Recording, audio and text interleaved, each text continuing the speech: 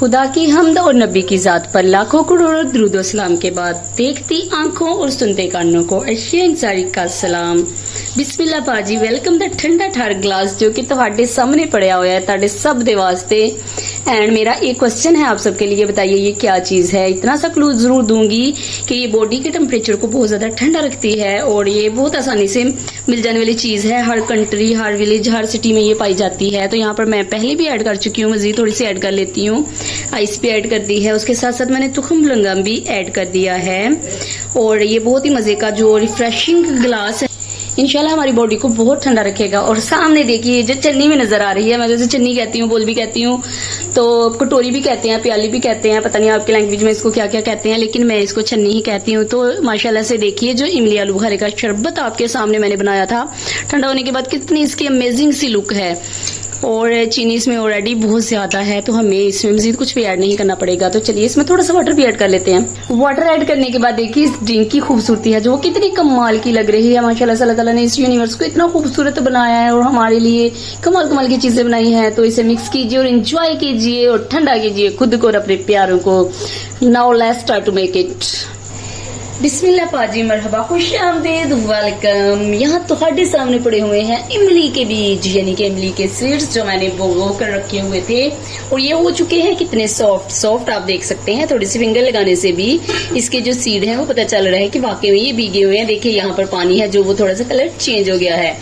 और यहाँ पर बताइए मुझे कि ये क्या पड़ा हुआ है। तो जी बिल्कुल, आपने बिल्कुल सही बताया है कि ये पड़े हुए हैं आलू बुखारे। ड्राइड आलू बुखारे मैंने लिए और इन्हें भी भिगो कर रखा और अब ये भी सॉफ्ट हो गए हैं हैंड लगाने से, देखिए पता चल रहा है। तो चलिए इन्हें सीड आउट कर लेते हैं।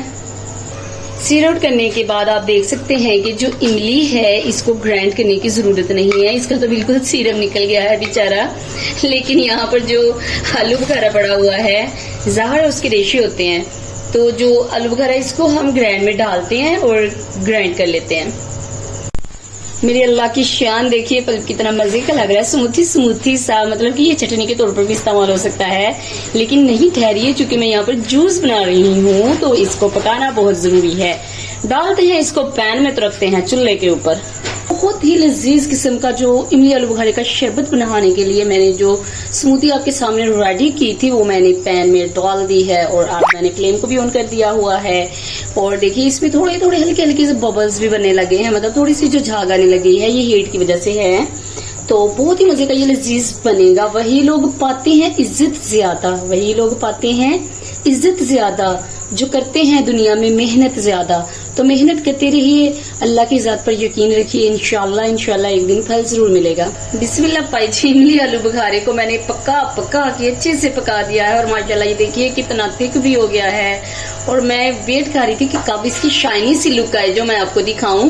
तो देखिए अब इसकी शाइनी वाली जो लुक है वो आ गई है। अब इस शाइनी लुक में मैं डालूंगी चीनी, और चीनी मैंने काफी बड़ी कटोरी डाल दी है। मुझे नहीं लगता कि मजीद जरूरत पड़ेगी, अगर जरूरत पड़ी तो मैं फिर इसमें ऐड करूंगी थोड़ा सा टेस्ट करने के बाद।